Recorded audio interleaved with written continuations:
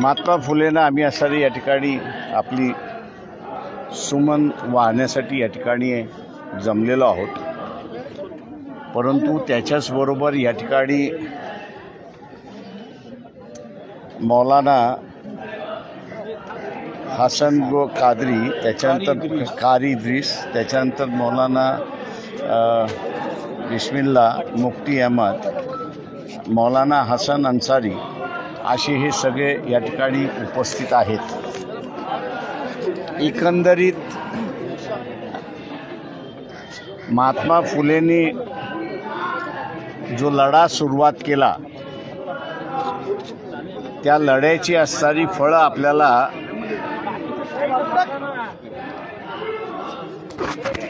ती फळं जी आहेत ती फळं आपण चाखतो तशी असणारी परिस्थिती आहे। त्यांच्या काळातही त्यांना असणारा फार मोठा त्रास देण्यात आला। सामाजिक स्वातंत्र्य, धार्मिक स्वातंत्र्य याच्या वादामध्ये अडकवण्याचा प्रयत्न झाला। ब्रिटिशांच्या विरोधात जे सामाजिक धार्मिक स्वातंत्र्यासाठी लढले त्यांना असणारं देशभक्त म्हणण्यात आलं आणि जे सामाजिक स्वातंत्र्यासाठी लढले त्यांना असणारं ब्रिटिशांचे हस्तक म्हणून त्या ठिकाणी ठरवण्यात आले। आज पुन्हा असणारं तीच परिस्थिती आपल्याला या ठिकाणी दिसते की या देशामध्ये ज्यांनी धार्मिक हस्तक्षेप होतोय आणि आमच्या वैदिक धर्मावरती आघात होतोय असा ज्यांनी कांगावा त्यावेळेस केला होता त्यांनी आता नव्याने असणारा कांगावा या ठिकाणी सुरुवात केलेला आहे की या देशामध्ये हिंदूंचं राज्य असूनही देशाला हिंदू असं संबोधित करावं, घोषित करावं असा लढा चाललेला आहे। मी दुर्दैवाने असं म्हणेन की या लढ्याचं असणारं गांभीर्य लोकांच्या समोर आलेलं नाही आणि आज पुन्हा आपल्याला असणारं दिसतंय की पुन्हा वैदिक परंपरा ह्या देशामध्ये सुरुवात व्हावी आणि करावी याच्यावरती संविधानावरती बदलणार अशी घोषणा आहे। RSSच्या वतीने कोणी बोलत नाही आहे, विश्व हिंदू परिषदेच्या वतीने कोणी बोलत नाही आहे, पण देवेंद्र फडणवीस ज्यांना प्रांत प्रतिनिधीपर्यंत जाता आलं नाही संघाच्या हायरार्कीमध्ये, आज तेच म्हणायला लागलेत की आम्ही असणारं संविधान बदलणार नाही। माझ्या अंदाजानं रस्त्याच्या माणसावरनं कितीही बोंबलला तर त्याच्यावरती कोणीही विश्वास ठेवत नाही। आमचं देवेंद्र फडणवीसांना आव्हान आहे की आपलं असणारं वक्तव्य हेच मोहन भागवतांचं वक्तव्य आहे आणि त्यांनी असणारं हे जाहीर करावं अशी आम्ही अपेक्षा त्या ठिकाणी पकडतोय। जोपर्यंत मोहन भागवत जे RSSचे प्रमुख आहेत घोषणा करत नाही की त्यांनी 46 ते 50 या दरम्यान जे वक्तव्य RSSच्या वतीने झालं होतं त्याच्याशी आम्ही असणारं निगडीत नाही, ते आम्ही असणारं जाळतो, ते आम्ही असणारं नाकारतोय, तरच या ठिकाणी असणारं मान्य होईल अशी असणारी परिस्थिती आहे। मी मागेही म्हणालो की 3 डिसेंबरच्या नंतर या ठिकाणी अनेक दंगली होण्याच्या असणाऱ्या शक्यता आहेत। आपण लोकल पोलीस स्टेशनमध्ये जर आज गेलात तर लोकल पोलीस स्टेशनवाल्यांना सतर्कतेचा इशारा आलेला आहे आणि कुठल्याही पद्धतीमध्ये 6 डिसेंबर नंतर काहीही होऊ शकते अशा इन्स्ट्रक्शन्स त्यांना आलेल्या आहेत। पक्षाच्या वतीने 2 महिन्यापूर्वीच मी असणारा म्हणालो होतो की एकदा 4 राज्याच्या निवडणुका संपल्या की या देशाची परिस्थिती पूर्णपणे बिघडणार आहे अशी असणारी परिस्थिती आहे। दुर्दैवाने इथे असणारं मुसलमानांना टार्गेट केल्या जातंय आणि दुसऱ्या बाजूला OBCचं आरक्षण या ठिकाणी टार्गेट केल्या जातंय। ज्यांचा ह्या लढ्याशी संबंध नाही, OBCच्या लढ्याशी संबंधित नाही त्या सगळ्यांनी असणारा हा लढा आपल्या ताब्यात घेऊन या दंगली कशा वाढतील अशाच स्वरूपाचं वक्तव्य त्या ठिकाणी करतायत। यासाठी ओबीसीनी सतर्क राहावं अशी असणारी परिस्थिती आहे। या अगोदरच मुस्लिम समाजाला माझा असणारा सल्ला होता, गेले 9 वर्ष आपण असणारा अत्याचार ह्या ठिकाणी सहन केलेला आहे। 4 महिने शिल्लक राहिलेले आहेत लोकसभेच्या निवडणुकीमध्ये। या 4 महिन्यामध्ये जो काही अत्याचार होईल तो असणारा सहन करा। लोकसभेच्या निवडणुकीच्या माध्यमातून शासनामध्ये निश्चित बदल होणार ही खात्री मी आपल्याला असणारं त्या ठिकाणी देतो। उद्याचं सरकार कोणाचं असेल हे सांगता येणार नाही, पण ह्या देशाचे पंतप्रधान नरेंद्र मोदी राहणार नाहीत एवढी गवाही फक्त असणारं मी त्या ठिकाणी आपल्याला असणारं देऊ शकतो। दुसरं, आपल्याला एक सवय लागलेली आहे की कुठलाही प्रश्न हा धार्मिक चष्म्यातूनच बघावा अशी असणारी परिस्थिती आहे। गद्दाफीच्या विरोधात ज्यावेळेस जन आंदोलन लिबियामध्ये झालं त्यावेळेस बीजेपीचं सरकार होतं। लिबिया हे राष्ट्र आहे, तेव्हा गद्दाफी बरोबर राहायचं की लोकांसमोर राहायचं याच्यापेक्षा ते मुस्लिम राष्ट्र आहे, आपल्याला काय करायचं अशी असणारी परिस्थिती आहे। आजही आपल्याला असणारा फिलिस्तीनच्या प्रश्नावरती इस्रायल आणि फिलिस्तीनच्या लोकांमधला लढा सुरुवात झालाय, बॉम्बिंग सुरुवात झालेली आहे त्या सगळ्या ह्याच्यामध्ये। आणि तिथे आपल्याला असं दिसतंय की पॉलिटिकल लीडरशिप ही एक लाईन घेत आहे आणि ॲडमिनिस्ट्रेशन जी आहे ती दुसरी लाईन घेते असं आपल्याला त्या ठिकाणी दिसतंय। म्हणजे प्राईम मिनिस्टर हे इस्रायल बरोबर आहेत आणि फॉरेन मिनिस्ट्री आणि फॉरेन सेक्रेटरी हे पॅलेस्टाईनच्या लोकांबरोबर आहेत अशी असणारी परिस्थिती आहे। अशा ह्या ठिकाणी भारतावरती फार मोठा परिणाम होऊ शकतो। या युद्धाची व्याप्ती वाढली तर भारतावरती फार मोठा परिणाम होऊ शकतो। कारण का भारतीय या गल्फ कंट्रीजमध्ये 5 कोटीच्या वरती आहेत अशी असणारी परिस्थिती आहे। युद्ध झालं तर त्यांना असणारं सोडावं लागेल किंवा त्यांना असणारं सुरक्षित आणण्यासाठी सरकारला पूर्णपणे बोजा उचलावा लागेल। दुसऱ्या अनेक गोष्टी आहेत की ज्या मी इथे मांडलं, एकच फक्त आपल्यासमोर या ठिकाणी मांडलंय। मायाबरोबर असणारे जमाते इस्लामीचे असणारे पुणे शहराचे अध्यक्ष आहेत, जमाते उलमा हिंद यांचे असणारे अध्यक्ष आहेत। सरकारी 3 दिवसापूर्वी मुंबईमध्ये सर्व मुस्लिम संघटनांची बैठक झाली। एक 400 उलेमा आणि मौलवी त्या ठिकाणी उपस्थित होते आणि त्या सगळ्यांचा निर्णय झाला की 8 डिसेंबरला आझाद मैदानावरती पॅलेस्टाईनच्या इश्यूवरती फिलिस्तीनच्या इश्यूवरती आपण असणारा पीस सभा त्या ठिकाणी घेतली पाहिजे आणि वेगवेगळ्या धर्माचे जे लोक आहेत त्या सगळ्याने त्या ठिकाणी उपस्थित राहावं असं आवाहन सुद्धा त्या ठिकाणी करण्यात आलेलं आहे। मी असं म्हणेन की मुस्लिम संघटनांच्या रिलिजियस संघटना असतील पण त्यांनी असणारं एक भूमिका घेतली, त्या भूमिकेला वंचित बहुजन आघाडी साथ देते आणि आम्ही त्या ठिकाणी उपस्थित राहणार आहोत। तेव्हा आंतरराष्ट्रीय प्रश्नांकडे धर्माच्या चष्म्यातून न बघता ते एक वेगळं राष्ट्र आहे आणि भारत एक वेगळं राष्ट्र आहे, तर या 2 राष्ट्रांच्या भूमिका कशा असल्या पाहिजेत, त्यांचे संबंध कसे असले पाहिजेत या दृष्टिकोनातून सामान्य माणसाने सुद्धा विचार करायला सुरुवात केली पाहिजे। भारतीय जनता पक्ष, RSS त्यांच्या संलग्न असणाऱ्या संघटना हा मुसलमानाचा इश्यू आहे, आपल्याला काय करायचं आहे त्यांचं ते बघून घेतील अशी जी भूमिका आहे, मी असं म्हणेन की ही चुकीची भूमिका आहे। एक राष्ट्र दुसऱ्या राष्ट्राबरोबरच्या संबंधाचा हा प्रश्न आहे। भारतीय फार मोठ्या प्रमाणात गल्फ कंट्रीजमध्ये नोकऱ्यांच्या निमित्ताने, उद्योगाच्या निमित्ताने त्या ठिकाणी आहेत, त्यांच्यावरती सुद्धा परिणाम होऊ शकतो। आणि म्हणून वंचित बहुजन आघाडीने 8 डिसेंबरच्या पीस सभेला पाठिंबा दिलेला आहे आणि आम्ही अपेक्षा करतो की मुस्लिम समाज मोठ्या प्रमाणात त्या पीस सभेला उपस्थित राहील अशी परिस्थिती आहे. आपण आता विचारा. सर, आज टाइम्सला तुमची मुलाखत प्रसिद्ध झाली आहे. तुम्ही भुजबळांवरती ओबीसीच्या संदर्भात एक कमेंट केली की भुजबळ हे मंडल कमिशनच्या शिफारशींच्या विरोधामध्ये होते. ते थोडंसं इलॅबरेट करा, कधी होते, कसे होते आणि मला वाटतं तुम्ही जरा शोधून लिहिलं आणि जर हे केलं तर अधिक चांगलं आहे. मला जे बोलायचं होतं ते मी बोलून झालं माझं.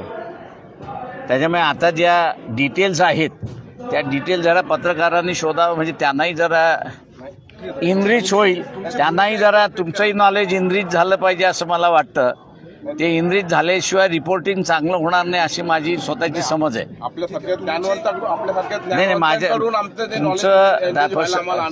माझं म्हणणं असं आहे की आम्ही नॉलेज आपल्याला दिलेलं आहे, प्रिमायसेस आपल्याला दिलेले आहेत. त्या प्रिमायसेसवरती असं इमारत बिल्डिंग बांधायचं आता आपलं काम आहे, ते आपण करावं. तुमची भूमिका नेमकी मागणी काय होती, तुम्ही जे काय रिपीट करा.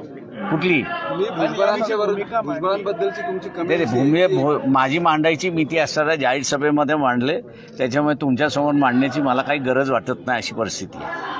पण तुम्ही याच्यावरती ठामात की भुजबळांची भूमिका ही मंडल कमिशनच्या विरोधामध्ये होती. म्हणून मी म्हणते जरा इतिहास शोधा आणि काय इतिहास आहे तो जरा लोकांसमोर आणा. बरं, काल भुजबळांना जेव्हा आम्ही असं विचारलं की तुम्ही असं म्हटलात की त्यांची भूमिका मंडल कमिशनच्या विरोधात आहे, तर ते असं म्हटले की माझी तर प्रकाश बाईंबद्दल काही नाराजी नाही किंवा मी माझी त्यांच्याबद्दल नाराजी नाही ना.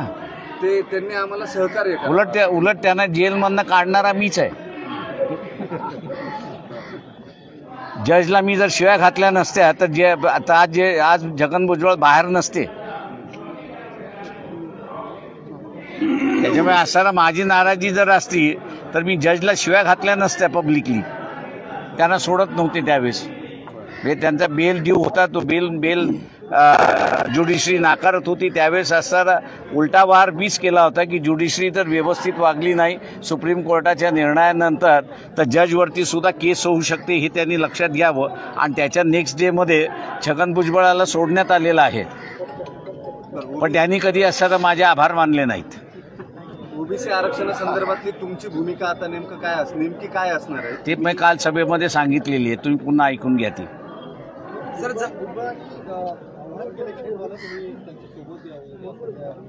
मला कोणाची गरज नाही.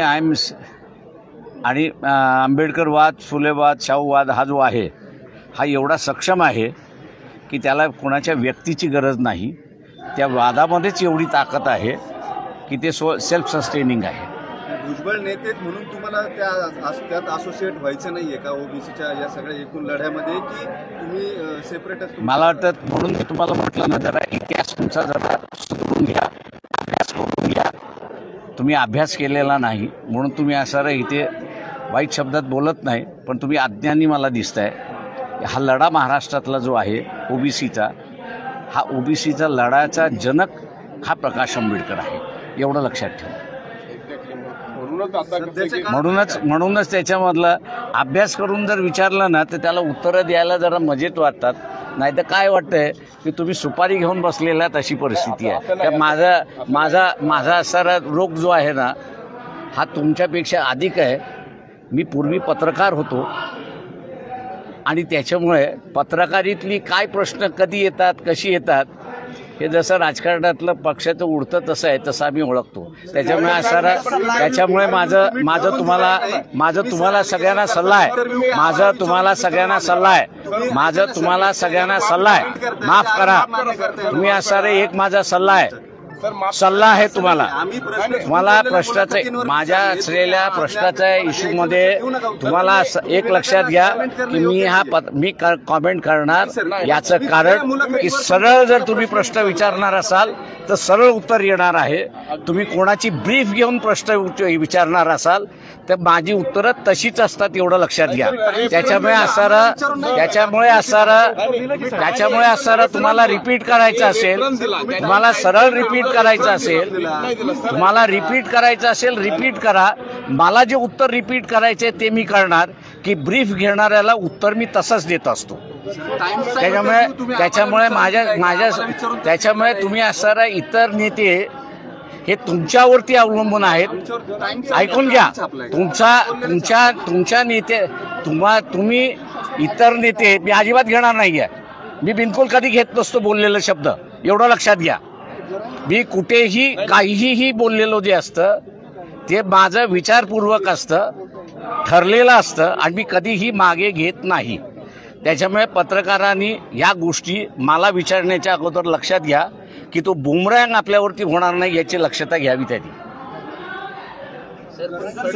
फडणवीस म्हणतात सोशल फॅब्रिक खराब होणे, मात्र सत्ताधारी वेगवेगळ्या सभा घेतात. एकीकडे छगन भुजबळ म्हणतात ओबीसी आरक्षण जाणार नाही, फडणवीस म्हणतात की त्याला धक्का लागणार नाही, पण जरांगेंनाही थांबवत नाही. याबद्दल वंचितची काय भूमिका? एक लक्षात घ्या की इथे ज्यावेळेस ओबीसी मराठा कोविडच्या अगोदर लागलं होतं त्यावेळेस सगळे राजकीय नेते बिळामध्ये शिरले होते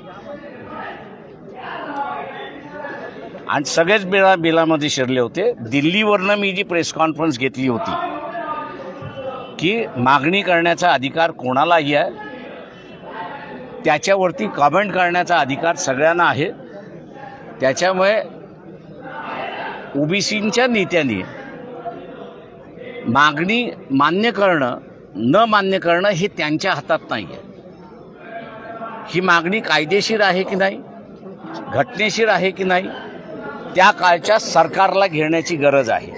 हे माझ्या वक्तव्यानंतर इथलं असणारं वातावरण शांत झालं, नाही तर दंगली त्याच वेळेस होत्या अशी असणारी परिस्थिती होती. आजही असणारं तेच मला दिसतंय की इथे दंगली कधीही आणि केव्हाही घडू शकतात. आणि म्हणून मी आपल्याला एक इन्फॉर्मेशन शेअर केली, ती म्हणजे की लोकल पोलीस स्टेशनला वॉर्निंग आलेली आहे की सतर्क राहा की तुमच्या एरियामध्ये कधीही दंगल होऊ शकते. पत्रकारी करतो आपण हे बरोबर आहे, पण त्याच्याबरोबर मी एक नागरिक आहे हेही लक्षात घ्या. तेव्हा माझी ही जबाबदारी आहे नुसतं आग लावायची नाही, तर ती शांत राहण्याची सुद्धा माझी एक जबाबदारी आहे. नुसता TRP बघून चालत नसतो, आणि ती नेत्यांची पण जबाबदारी असते. ती असते नेत्यांची, ती मी पार पडतोय. त्याच्यामुळे असताना मला शांतपणा शिकवण्याच्या भानगडीत पडू नका. चला ठीक आहे, तुम्हाला शिकवण्यात आम्ही मोठे नाही मग त्याच्यामुळे शांत राहता, नाही शिकवण्याचं शांत राहा त्याच्यामध्ये.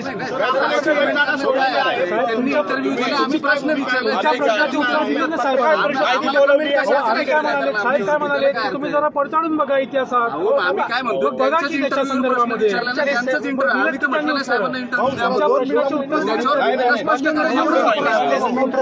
त्याच्यामध्ये असणारा दिलेलं स्पष्ट आहे. कळत नसेल तर मला सांगू नका. थँक्यू. साहेब, जरांगेंनी तुमचा सल्ला ऐकलाय. त्यांनी जे काही शब्द मागे घेतले ते म्हणले की तुमचा आदर करून, तुम्ही सांगितलेला आदर करून मी लायकी हा शब्द मागे घेतले.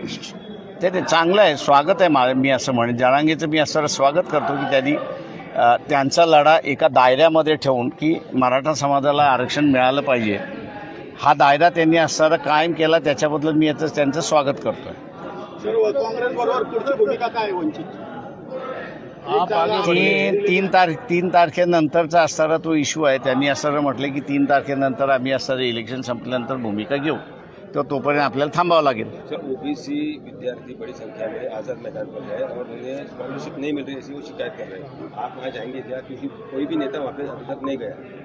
देखिए, ये ओबीसी की जो स्कॉलरशिप है, विलास राव की सरकार में जब हम मंत्रिमंडल में थे तब हम लोग ने डिसीजन लिया था कि ओबीसी विद्यार्थियों को स्कॉलरशिप मिले.